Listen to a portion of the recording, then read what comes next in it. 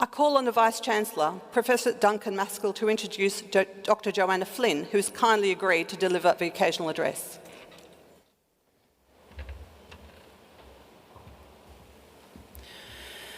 This morning, the University welcomes Dr. Joanna Flynn as guest speaker. Dr. Flynn has made an exceptional contribution to the development of the discipline of general practice as a distinct professional specialty. She graduated with prizes in surgery and gynecology in the University of Melbourne's MBBS class of 1975, after which she continued training in general practice and public health. With experience in North Queensland, Tasmania and rural Victoria, for the past 20 years she has worked in a West Brunswick practice where she is a partner. In parallel, she was State Director of the Royal Australian College of General Practitioners training program in Victoria for the 10 years until 1998. Dr. Flynn was President of the Medical Practitioners Board of Victoria from 2000 to 2008. She also chaired the Australian Medical Council Working Party that developed the seminal document, Good Medical Practice, a Code of Conduct for Doctors in Australia, in preparation for the introduction of national medical registration. In June 2009, Joanna Flynn was appointed Chair of the Board of Eastern Health, and in August 2009, she was appointed as the inaugural Chair of the Medical Board of Australia. Please join me in welcoming Dr. Joanna Flynn.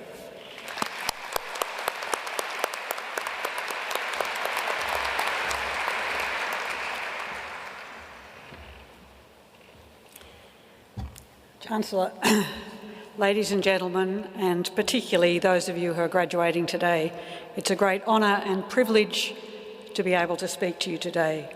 As I begin, I too acknowledge the Wurundjeri people, the traditional custodians of the land on which we're gathered today. What a fabulous atmosphere of excitement as I came in today to see so many smiling faces, so many bunches of flowers, so many proud parents and partners and children and friends. Congratulations to all of you. What a fantastic achievement to be here today, and I bet it comes with a sigh of relief. And to your supporters and partners, your friends, your teachers, mentors and role models, I'm sure there are a few sighs of relief too. So you've heard a little bit of my background, but I think I just want to reflect a bit on what it was like to be a doctor here just over 40 years ago. So there were no MRIs, no CTs, no stents, lots fewer drugs of the drugs you would be familiar with in everyday use. No IT systems, so there was nothing that didn't work. No electronic medical record. And much of what I was taught in my medical degree, a high standard degree from an excellent university though it was, actually was wrong. So we thought that peptic ulcers were due to stress and diet. We thought cardiac failure should be treated by bed rest. And any woman who had a baby had to stay in hospital for a week after she had the baby, mostly in bed, which was a recipe for DVTs. And I remember on my first day as medical intern at St Vincent's Hospital, I admitted a man who was a 70-year-old man who'd had a heart attack, a myocardial infarction. Because he was 70, he wasn't eligible to go to coronary care, where he would be on a monitored bed, and he was given the only treatment that we could give him, which was oxygen and a little bit of morphine for pain relief, and he died. Why do I tell you this? Well, it's to illustrate how things change and will change during your professional life as a doctor, but to contrast that with some values and principles which are enduring. And what I'm going to talk to you about today is informed principally by my own experience as a GP, but also in the roles that I've had in medical education and regulation and leading large public health services today. So as you graduate today, you're joining the medical profession, those of you who are here today for your medical graduation. And so on behalf of the profession, firstly, I'd like to welcome you. And that comes with a lot of professional privileges and powers, but also responsibilities and obligations. So you'll have legal powers to write a prescription, a medical certificate, a death certificate, and as a doctor in our community, you'll be respected and looked up to, believed and trusted. And in many ways, although sometimes during your intern year you won't feel it, you'll be quite powerful.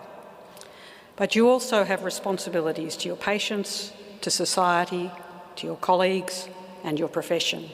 And later this morning, you'll recite the Declaration of Geneva, which is one of the foundational ethical codes that doctors follow.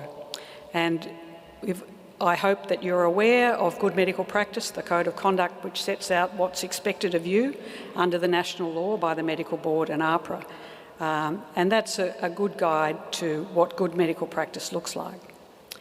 But I think in this complexity, it's hard to know for you how to navigate the complex world that you're entering. And I want to offer you 5 values and 1 guiding principle. So the 5 values. The first is trustworthiness.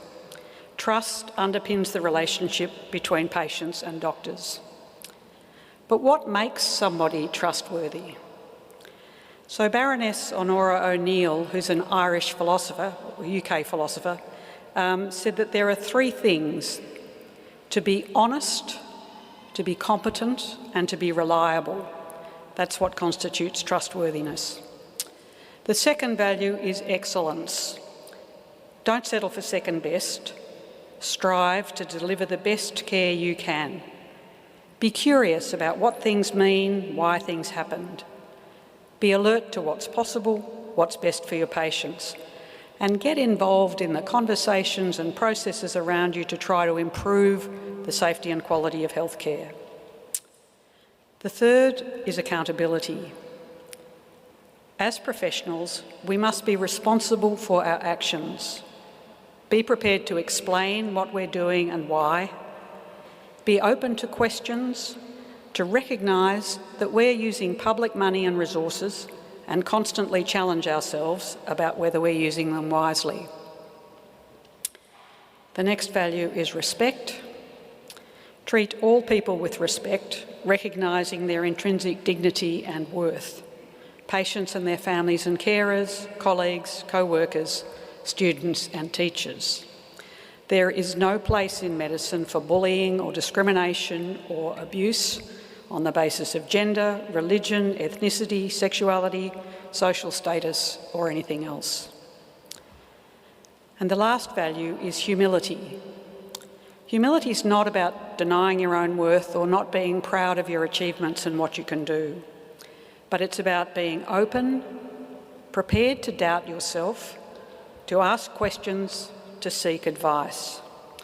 It's the opposite to narcissism and hubris, and humility protects you against both of those things which are very dangerous vices in doctors. And as Mahatma Gandhi put it, it's unwise to be too sure of one's own wisdom. The guiding principle. It's not a hierarchy, it's a partnership. This is about the relationship between doctors and patients.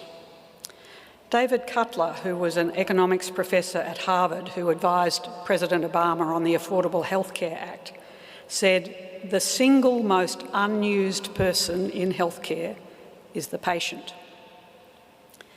There are lots of things happening now in terms of patients starting movements to try to have their voice heard, and there's a particular thing called the Patient Revolution, where a coalition of patients are working for kind and safe healthcare. We're also beginning to recognise that it's important when we're measuring outcomes of our care to look at what outcomes matter for the patient. When they had a knee replacement, were they able to do more than they could before, not just whether the operation was successful or didn't have a wound infection. I think it's important that the partnership with our patients operates at both an individual and a system level. So I'm sure you will have read lots of good statements about patient-centred healthcare systems. But while we continue to talk about patient-centred healthcare, we design systems that work for the organisations and the people that work in them, and not necessarily for the patients. And at an individual level, this partnership is about working with our patients, rather than doing things to them. We need to talk with them. We need to work out with them what matters to them, what they're worried about, what they're frightened of, what they understand, and negotiate with them about how the care will proceed. Patients often know as much what they need as we do. They may know better. And if we disagree with them, it's much better to have an open conversation about that. And if we don't know what's wrong or what to do, then it's better to acknowledge that openly. So we need to learn to share our power as doctors with our patients and recognise both their autonomy and their expertise. And when we do that, it's liberating. It shares the responsibility and it makes medicine much more enjoyable. So to recap, firstly, it's not a hierarchy, it's a partnership. The 5 values I commend to you are trustworthiness, excellence, accountability, respect and humility. And if you play around with that, you create the acronym HEART. So work in partnership with your patients, practice your profession with heart. As well as bringing your mind to your work, bring your heart. You'll be better at it and it'll be much more fulfilling. So your future is ahead of you.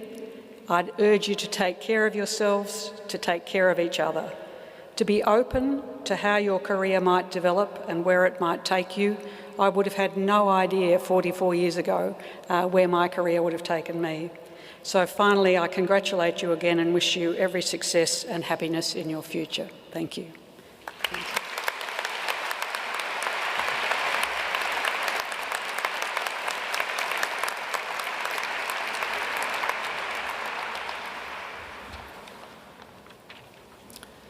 On your behalf, ladies and gentlemen, I thank Dr. Flynn for addressing us this morning.